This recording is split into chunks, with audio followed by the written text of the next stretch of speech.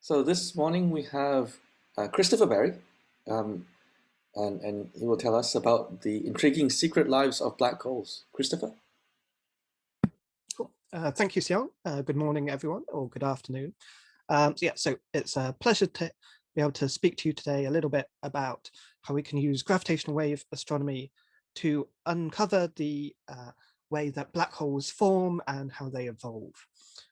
So I'd like to just start off by taking a step back and thinking a bit about astronomy in general. Here is a wonderful picture of the night sky from not too far away from me on a rare night where the skies in the UK are actually clear. And so if we were just to look up and use our naked eye, we can learn a lot about the universe. We can understand there are stars, there are things other than stars, there are planets, there are comets which appear and disappear. If we watch for a long enough time, we can maybe see flashes of light from supernova, and we understand that things in the universe change. So just with our naked eye, we can learn a lot by looking up at the sky. Throughout the 20th century, our view of the universe expanded as we saw more of the electromagnetic spectrum. So here's a wonderful picture from NASA of our galactic plane. We can see that in the optical, what we can see with our eyes, we get an idea of this band structure. We get an idea of there's this overdensity of stars in the direction of our galactic plane, but we also have lots of clouds of dust which obscure our view of the galactic center.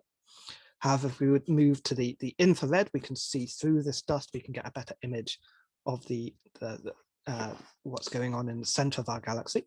And as we keep moving on to longer wavelengths, we start being able to see gas, different types of gas emitted by as part of the structure of our galaxy. So as we move through different parts of the electromagnetic spectrum, new things become visible, both because we can no longer obscured, and also because we pick out new features, new properties which would be invisible in the optical band. Similarly, if we go down to the shorter wavelengths, to X-rays and gamma rays, we see again that our view changes, that we stop being dominated by the band, and we have a few individual bright sources, in fact some X-ray binaries and supernova remnants in particular showing up here. So things that we would miss if we only had a narrow view of the universe become visible. So there's a definite scientific advantage to observing the universe in new ways. We see new aspects of things that we already knew existed, and we can discover completely unexpected things. So that's great. That's what we have done with the electromagnetic spectrum. But of course, what about the things which are dark? What about the things which don't emit light or emit very little light? And a prime example here being black holes. What can we do about these? And hopefully no one here needs convincing, but the answer is we can expand our view from the electromagnetic spectrum to the gravitational wave spectrum. And while black holes are hard to observe electromagnetically, they are perfect to observe with gravitational waves, being dense. And when you have two black holes orbiting around each other, as they're getting close, they move very quickly. So dense objects moving quickly is a perfect source of gravitational waves. So using gravitational waves, we can expand our view of the universe further, and we can reveal the properties of black holes, which perhaps we could not obtain any other way.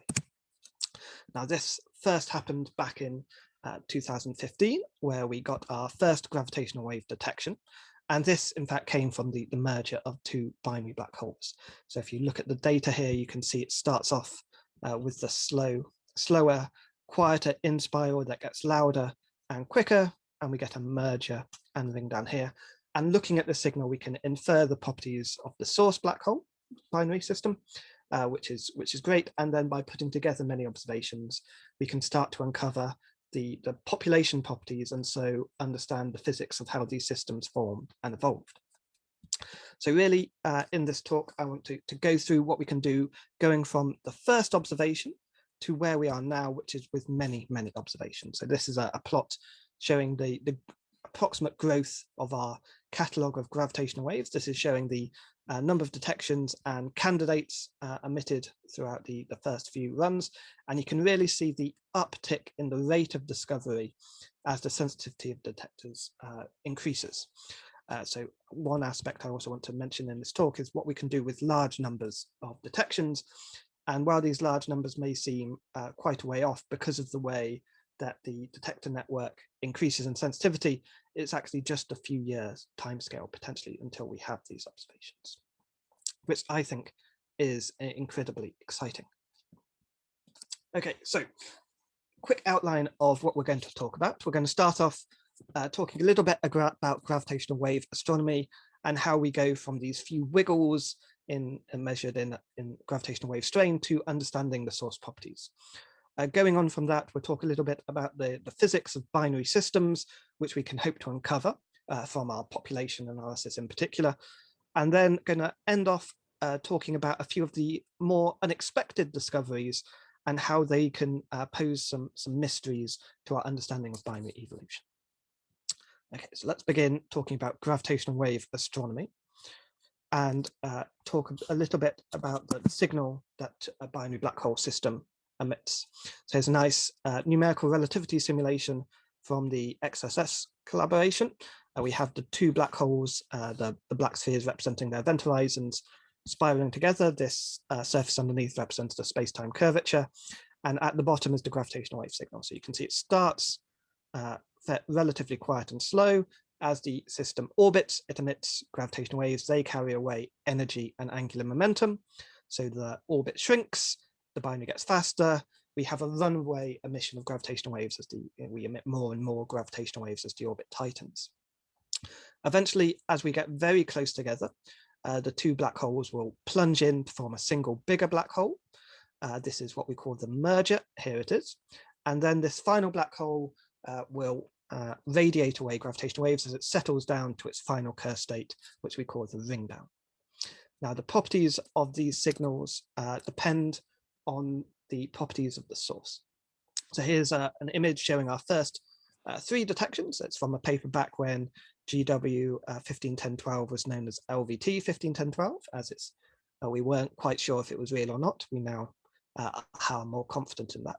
But you can see with these 3 signals, these are shown in the time domain, there is a difference that GW 151226 is much longer than GW 150914. And if we translate this to the frequency domain, you can see that GW 150914 corresponds to a lower frequency when it finishes. So it starts off at low frequencies, goes up, increasing amplitude, that's the merger, we get the ring down here, whereas 151226 goes to higher frequencies.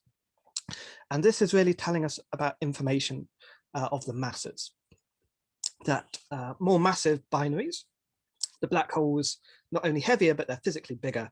The orbit needs to be bigger to accommodate them. So they merge when they're still physically further apart, which corresponds to a lower orbital frequency, which corresponds to a lower gravitational wave frequency.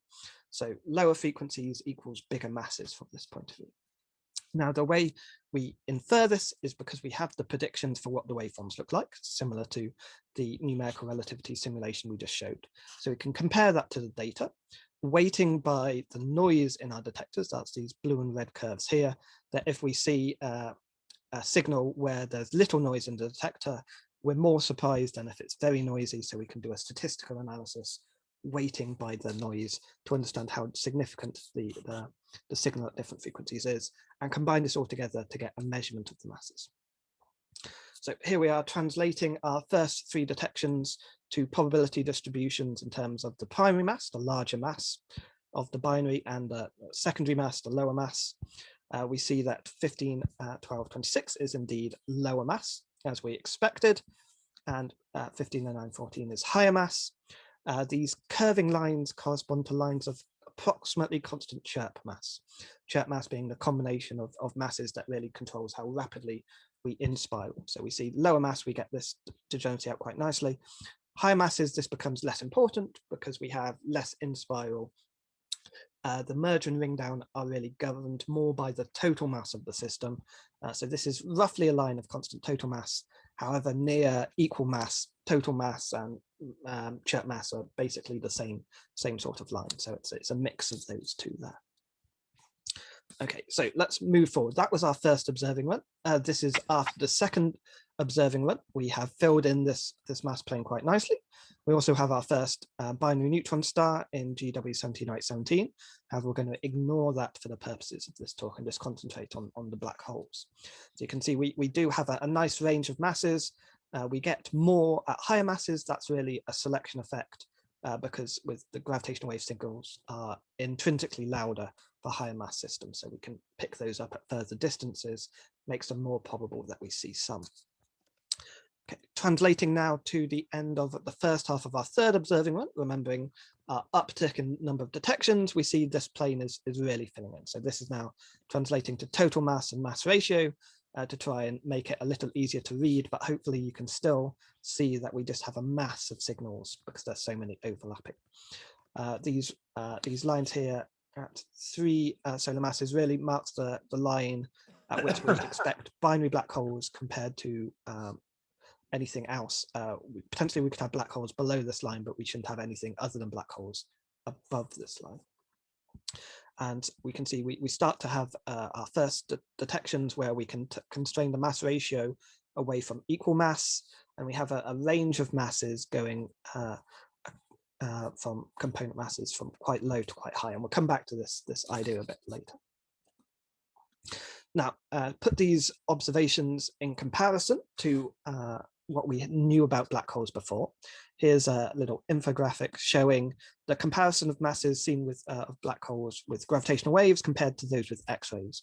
And you can see that despite the fact that we've been doing X-ray astronomy for many decades now, we have completely eclipsed that in terms of gravitational waves. So gravitational waves really are the way to see black holes.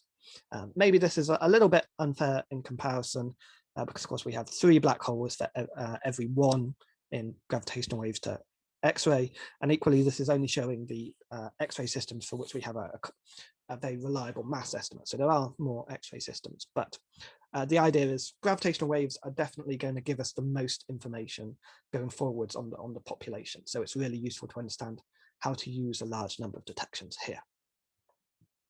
Okay, so on that point, having introduced the idea that we can measure things like masses from our gravitational wave signal, let's move on to what we can use these measurements to understand about the physics of the sources. So the first thing we can try to do is some kind of population inference.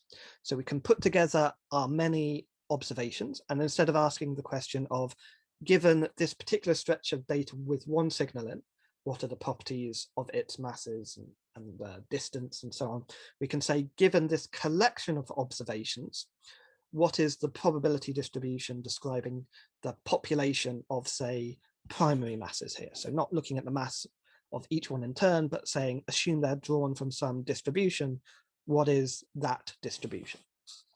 So in this analysis here, we did for the at the end of O3A, our first half of the third observing one, we inferred the shape of the mass distribution in 4 different parametric models, which were increasing complexity, basically some kind of power law with slopes on and off, maybe 2 power laws here, power law plus a Gaussian peak, or multiple peaks here. And you can see that the exact form of the mass distribution changes depending on which parameterization you're using, but overall the main features seem to translate, that we have more low mass black holes than high mass black holes, which makes sense. There are more low mass stars than high mass stars, so we'd expect a rough translation there. There seems to be a turn on, and which perhaps reflects just the fact that we don't have black holes here, but we'd have neutron stars. It's the way the analysis is set up, perhaps. But there is also a turn off at high masses, that we do have a drop. It looks to be around about above 60 solar masses that this really turns on.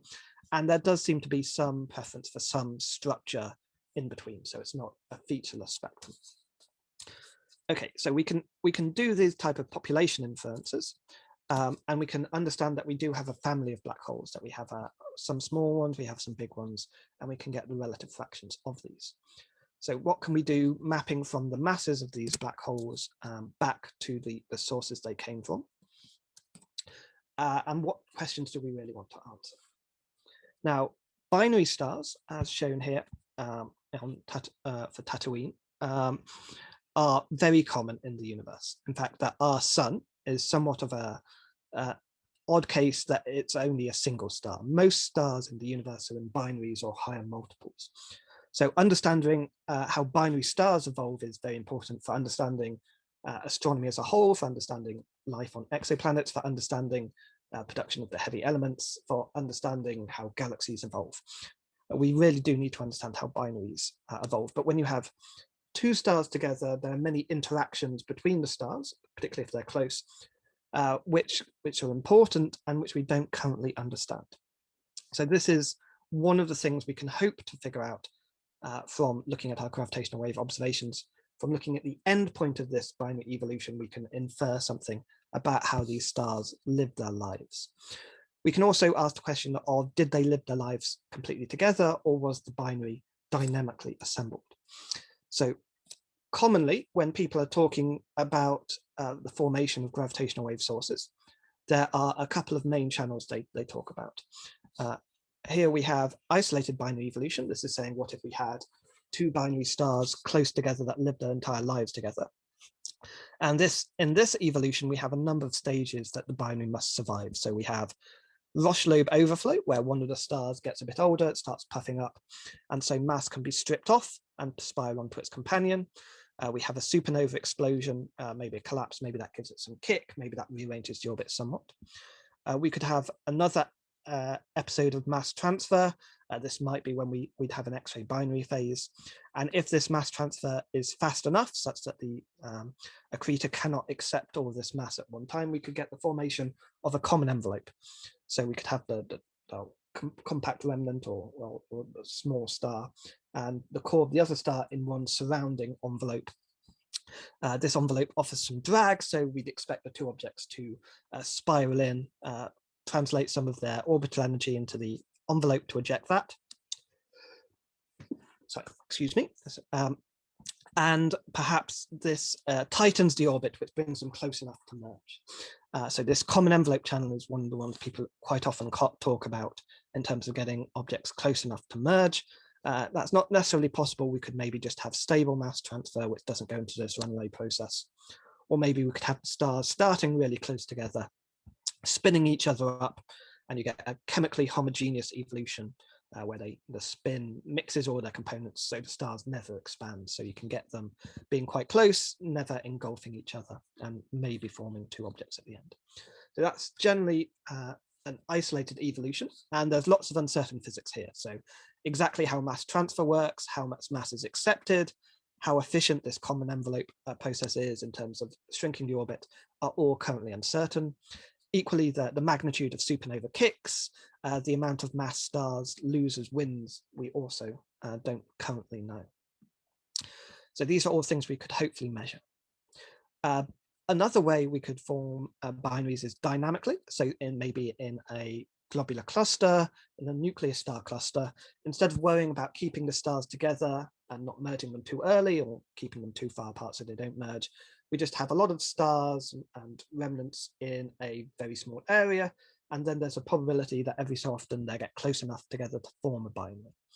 And then it's preferentially the case that in exchange interactions, we'd end up with heavier objects being in the binary, and so after many interactions, we'd maybe end up with a heavy black hole system which will merge. So again, in this case, there are various uncertainties to do with the size of the cluster, how condensed it is, and equally some of the uncertainties on the stellar evolution, such as how much mass stars lose through winds and how big their kicks are, impact the rates here. So we have the question not only of which channels operate in what fraction, but the underlying stellar physics we can hopefully constrain from these observations. So the way we can potentially do that, instead of using a parametric model to infer the distributions, is we can say, okay, let's try simulating this, and then we can compare the simulation to the data. So here's one prediction with a binary population synthesis code for isolated evolution, showing the expected rate of detections. This is so weighted by the detector response as a function of mass. So we see we expect a peak in the middle range. That's sort of trade-off between there being lots of low mass black holes intrinsically and more high mass black holes detected due to the detector sensitivity. So if we were to vary various input assumptions, this distribution would change. We get a different distribution of masses, so that would fit the observations better or worse. We can also add in extra information beyond the masses. Black holes have perhaps 3 main parameters. This is sometimes referred to the no Hair theorem, that they have no extra information. They have a mass, which we've talked about, a spin, being, I guess, a secondary hair of how much rotation they have and how much they drag space-time around with them. And then we have a third one, which no one ever talks about, which is the electric charge, which we can effectively assume is 0 in most realistic astrophysical situations. It's hard to get charged black holes in the first place, hard to split charge apart, and then it's hard to stop black holes discharging. So we'll just worry about mass and spin.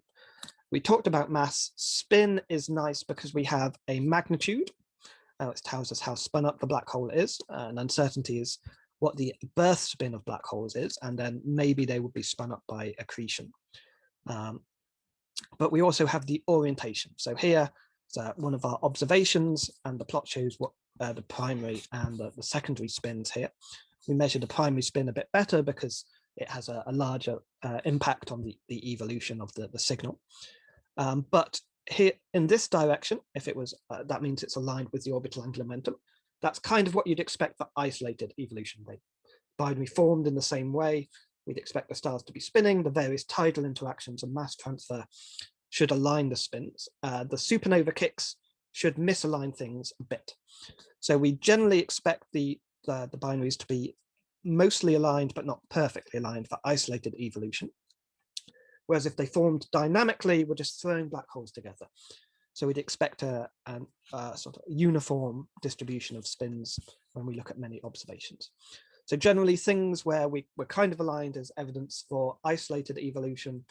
Things where we're negatively aligned is more evidence for dynamical evolution. And if we have close to 0 spins, we can't really measure anything. So we could be really in any case.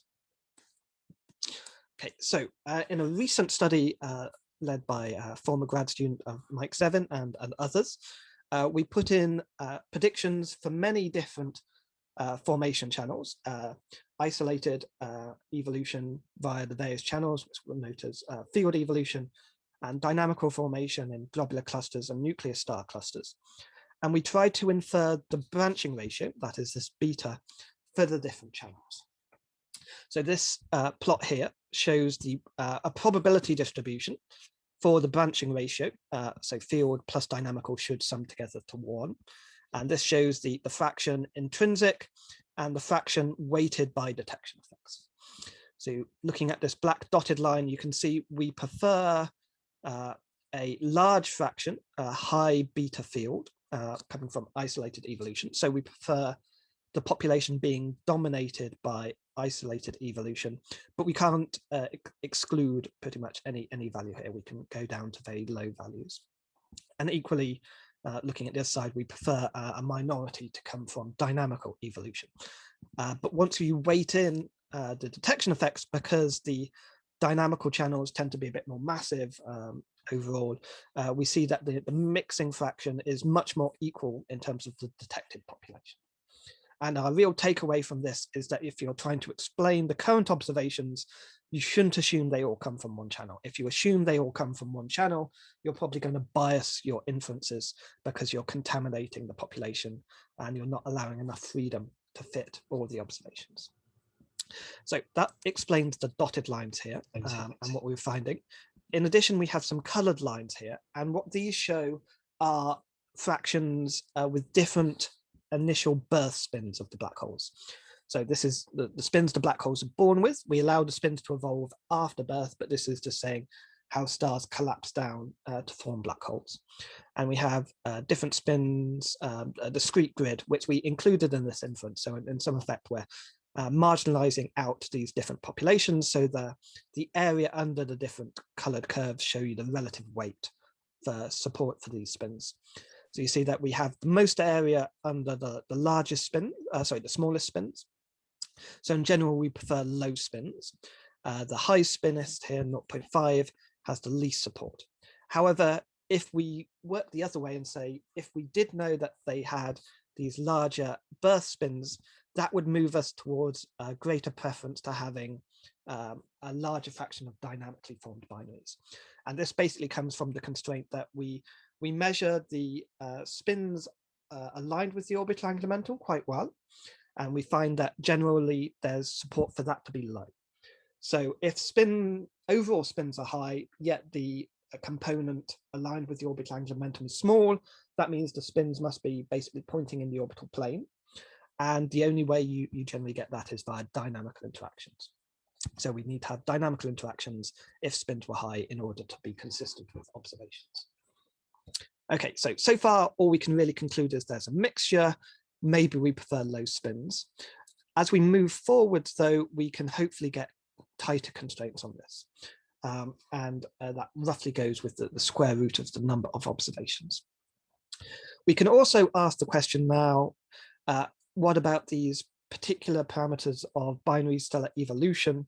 Can we pin those down? So in this study, we looked at just saying, let's assume we can identify all the systems from isolated binary evolution.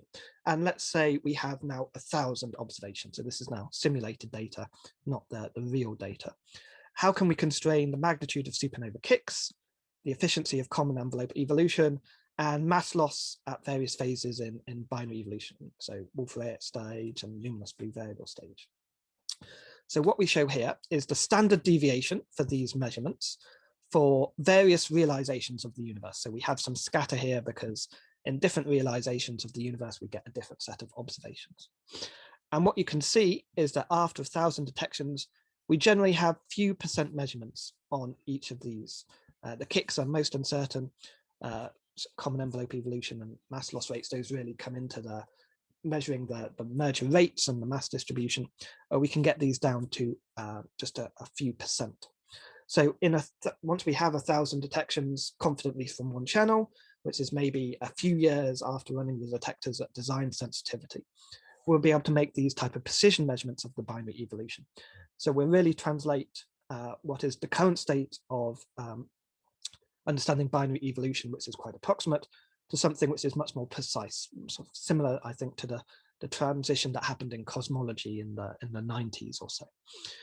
So this is very exciting, although it's also a little bit worrying in the sense that our current simulations for binary stellar evolution are not this accurate, that we shouldn't trust them to the few percent level. So we really do need to work to make better predictions so that we can really make use of all the data that's going to come our way in the next few years.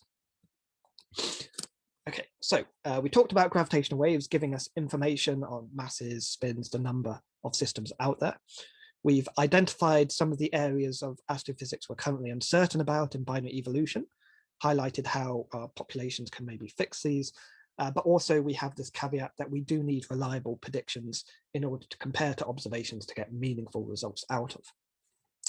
So with that in mind, let's talk about some of the most exceptional events we've seen so far, and two in particular from our third observing run. And the ones I want to talk about are 1908-14. That's this event here, unequal masses.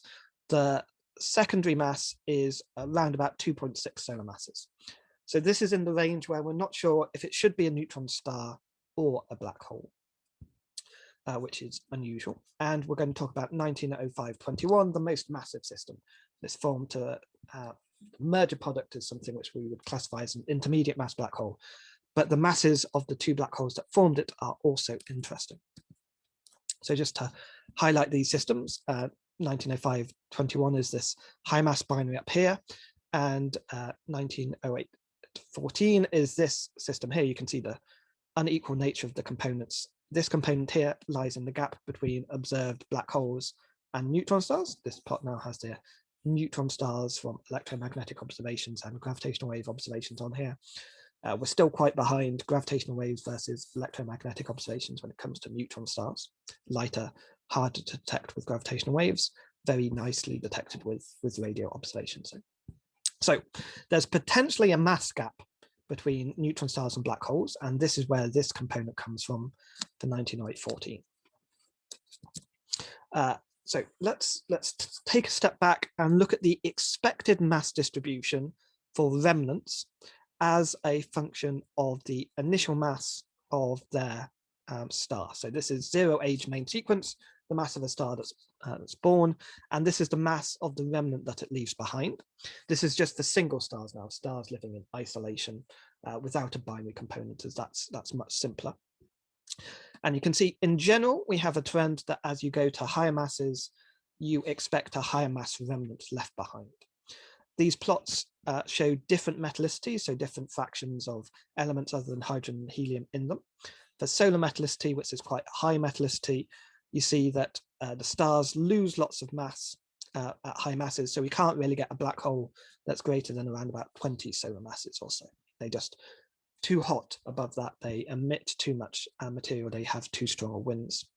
As you decrease the metallicity, you can get high mass stars, but you see we don't get any stars in this region around about here, so about 40 up to maybe 50 solar masses, up to about 120 solar masses or so. And this is the pair instability supernova gap. So the idea here is that when your cores get very hot, the photons can convert to being electron-positron pairs. And if your star is radiation pressure dominated, it's bad news to suddenly have your photons disappearing. If that happens, your star will start to collapse. It will heat up very rapidly. You get explosive runaway nuclear reactions, and this completely disrupts your star. It should leave no remnant behind. So we'd expect no black holes to be in this range because the stars destroy themselves. Maybe above this mass, you would expect some black holes, but we could only get there at the very lowest metallicities. So we do expect one mass gap here. And then if we look at lower masses between neutron stars and black holes, it has been hypothesized that maybe the way that supernova occur, the way core collapse supernova occur, whether we have implosions or explosions basically, changes the distribution of masses, and maybe we have a mass gap. Now this rapid supernova prescription, where supernova collapse happens on a shorter time scale than this delayed one, gives us a gap, whereas this one gives us a smoother continuous distribution between the different gaps.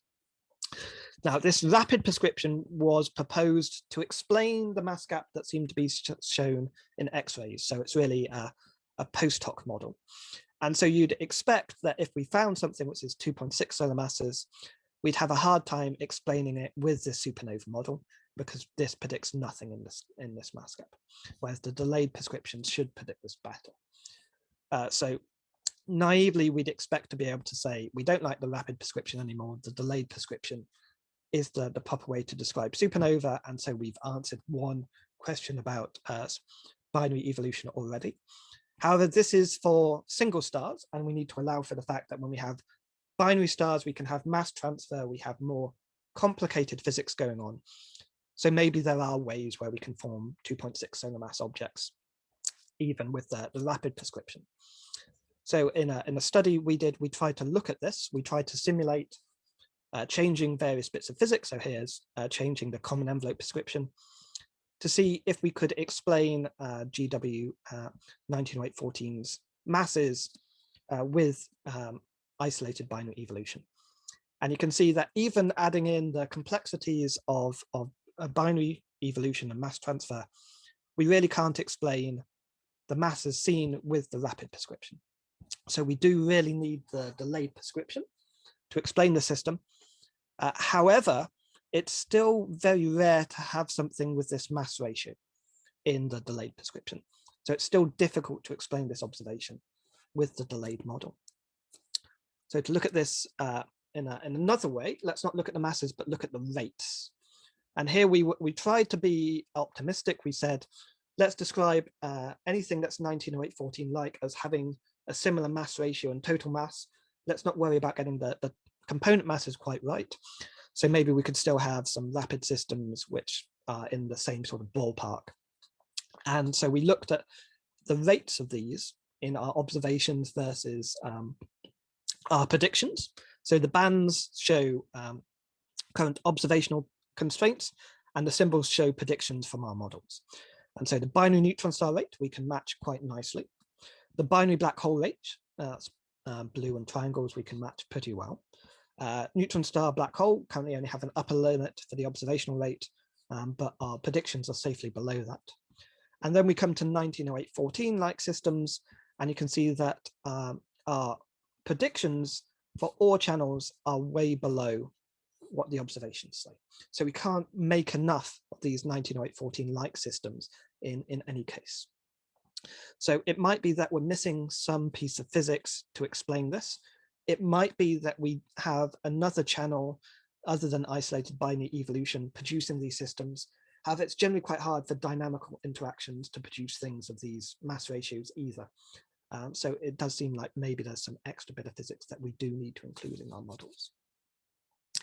Okay, so 1908-14 is a system with a component in the lower mass gap.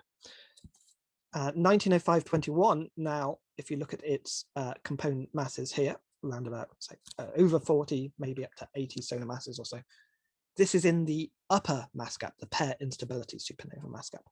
So how can we potentially explain that? Well, one way is we know we can form bigger black holes by merging together smaller black holes. We see this all of the time. This is exactly what our gravitational wave observations are. So could it be the case that for 1905-21, we had black holes formed in one merger, which then formed a new binary, which went on to merge again, what we call a hierarchical merger. This could only happen in a dense stellar environment. It could only happen in something like a globular cluster or a nuclear star cluster, where there's a high density of objects, so a merged product could go on to find a new companion. Could maybe happen, say, if we had a triple or quadruple system in isolated formation, but that needs to be quite finely tuned. That's quite hard to get a large number of those systems happening. So if we assume it's a hierarchical merger, what can we do about explaining its properties? And what this cartoon is trying to show is that the properties of a merger remnant, that we add together two smaller black holes, we get a bigger black hole, roughly twice the mass, a little bit less due to the fact that some of the energy is radiated away as gravitational waves. It's also going to be spinning. If you merge two equal mass black holes, you get a black hole at the end with a spin of around about 0.7, plus or minus a little bit, adding in the spins of these two black holes. If you change the black holes to be unequal mass, you get something a bit closer to the spin of the primary black hole. But generally, you'd expect something to spin around about 0.7. So what we can say is, let's assume we have some parametric model for the first generation black holes, the black holes formed from stellar collapse. We can then, we can parameterize this, it can be unknown, but we can say, given a particular one, what would the second generation black holes look like? So they'd be roughly twice as big, and they'd have spins around about 0.7, have a mass ratio for a one generation, a first generation plus second generation, around about a half. Second generation black holes would again be near equal masses, so their mass ratio is great about 1. We can parameterize these distributions and then fit for the first generation and the second generation together at the same time with the fraction of systems that go from being first generation to being second generation. So we did this in a study where we led by current Northwestern graduate student Chase Kimball to infer these properties. And using this, we can calculate the odds ratio, so the probability of one scenario versus another, for the different systems being described by being a hierarchical merger versus being two first generation black holes. So the more red you are, the higher probability you're a hierarchical merger. And in the left panel here, this is the probability of being one first generation black hole plus one second generation black hole versus being two first generation black holes. And on the right here, it's probability of being two second generation black holes versus being first generation. And you can see that 1905-21 is picked out as being most probably a first generation, second generation black hole. In this case, even stronger probability of it being two second generation black holes. That's really a consequence of its mass ratio and total mass. There are also a few other systems which don't stand out quite as well when you're looking at the populations. They don't seem quite as exceptional, but when you do this kind of overall analysis, you can sort of constrain, there should be a cutoff in the mass distribution. So these are probably above that mass cutoff, so they seem more probable to be a hierarchical merger. So this is exciting. We have some evidence here that we have hierarchical mergers in our population. However, these results are only for considering a single cluster mass at a time, and they're assuming that all the systems come from a dynamical formation channel. And if you remember earlier, I told you that we're most probably considering a mixture of different channels, and we shouldn't believe results from just one channel. So we do need to redo this analysis, considering alternative channels, considering a distribution of cluster masses. And then having now motivated this, showing that there is potential for there being hierarchical mergers out there in the universe, it might be worthwhile to do this inference, and then we can infer the hierarchical merger rate, and on top of that, maybe constrain some distribution of cluster masses, because the mass of the cluster, its concentration, ties very closely to the fraction of hierarchical mergers that you see. So not something which is currently modeled in our predictions, but it looks like it would be worth including. Okay, so I'm about at the 40-minute mark, so I think it's a good time to wrap up. To recap, gravitational waves, a new way of doing astronomy. They're great for seeing black holes, which is great because there are many uncertainties in how binary black holes form and how their progenitors evolve. So given these observations, putting together a large population, we can start to map out this mass and spin distributions and use these to constrain the fraction of systems coming from different channels. Going forwards, as the population expands, we're going to be able to make quite precise measurements of the uncertain parameters of binary evolution, like common envelope evolution, the magnitude of supernova kicks. However, we do need good models to do this, and some of the exceptional events we're getting hint that we might need to tune up these models and include extra effects or extra bits of physics. So we have a couple of systems from the mass gaps, for example, which are challenging, but maybe not impossible to explain. So it's a very exciting time for testing our models of binary evolution. So I'll conclude that. Thank you very much. Thank you very much, Christopher. Questions for Christopher?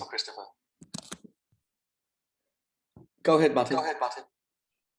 Great talk, Christopher. I really enjoyed that. I have a couple of questions, but one is only semi-serious. I'll save that for if there's time. And the slightly more serious one relates to the point you made yourself about the transition to precision cosmology in the late 90s. And you sort of briefly alluded to this, that was partly because of the great onslaught of better quality data, but also significant improvement in the modeling, specifically the work done in the 90s on the CMBR, for example. So that sort of got us to, I think you mentioned yourself, the sort of few percent accuracy, or few percent precision, maybe the better way to say it, in theoretical modeling. So what are the bottlenecks when it comes to achieving that few percent precision in modeling black hole information scenarios? Where do we need to be putting most of our efforts in the coming years? Yeah, so that is an excellent question.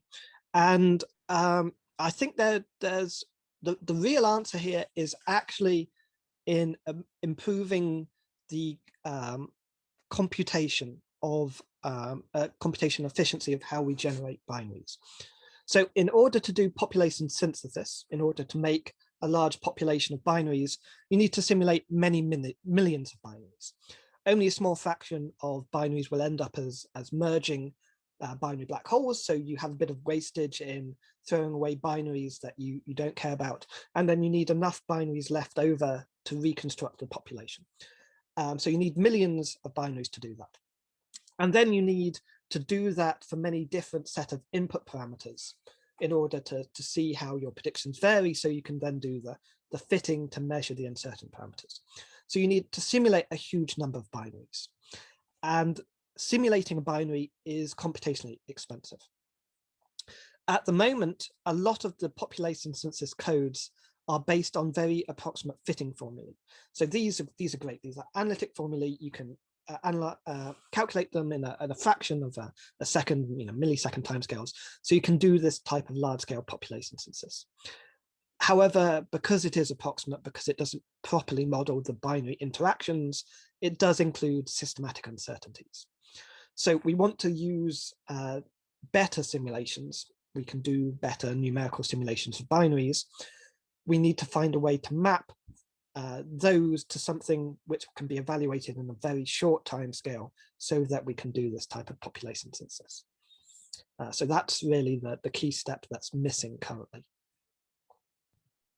Thanks, Christopher. That's great. More questions for Christopher?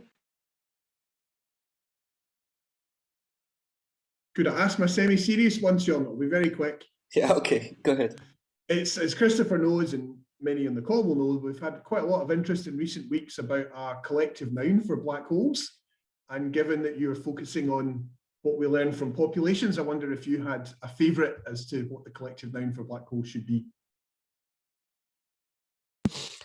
I think there've been quite a few good suggestions, I think, which are quite fun. I don't know how they would work in practice. So people, a few, I think, fun suggestions I've seen are things like a sieve or a colander of black holes, which is referring to a collection of holes, which I think is quite fun.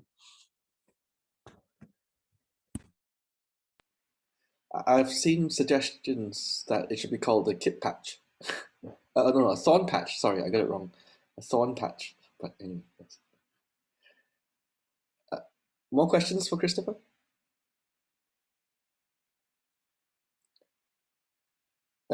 Maybe while people are thinking, I can ask my question. So you've caveated to say that these simulations still have some systematics associated with it. I was just curious because I guess for each channel of binary evolution, isolated or dynamic or so on and so forth, there are a range of parameters that you can choose, right? So how sensitive are the outcomes to these parameters, let's say? Ranging from extremely sensitive to not that sensitive, depending on what level you want to look at things. So I guess the main, let's go back up to look at this plot here. So this is just isolated evolution now.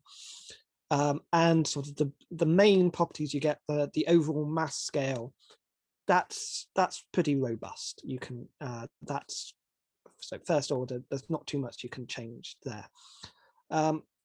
However, when you start adding in the binary physics, you start looking at the relative rates of the different distributions, then things like the common envelope parameter can make a big difference there. They can change quite heavily the fraction of systems coming from the different systems, whether you have lots or few.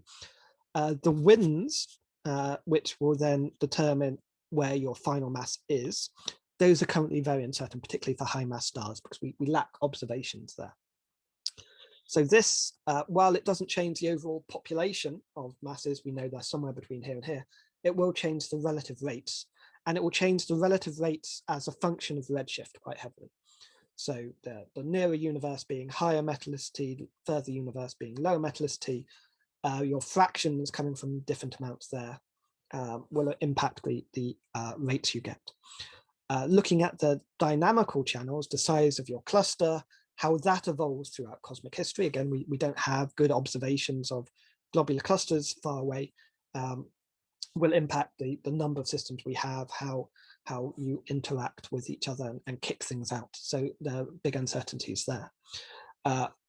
Talking about nuclear star clusters, and maybe in the case that you have an AGN disk, the viscosity, the amount of material you accrete has a big impact on the amount of mass you can grow, whether the spins can be realigned by accretion or not. So really everywhere there's uncertainty. And on one hand, that sounds bad because it sounds like we don't have confidence in our predictions, but on the other, that's really just an opportunity to try and infer them from the data. This is a chance to learn something. So I think in summary, pretty much every parameter you can think of is currently uncertain. And these can have quite large impacts on the predictions, or although we can start to rule out the things which have large impacts quite quickly, because it becomes quite clear very quickly whether they are consistent or inconsistent with the observations. Great, thank you. Anyone else?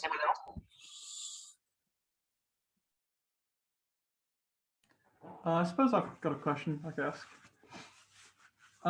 Christian, yeah, go. Yeah, so when you're comparing different formation channels for the binaries, if you were to say, when you can kind of perform that with actual data, if you were to, if there was some other formation channel which is not accounted for in the different ones that you're comparing, would that be obvious from the results at the end, those kind of branching fractions, that there was some other channel which had just been not accounted for, or would it not be very easy to tell because it's not kind of within the variability of the different models you're comparing?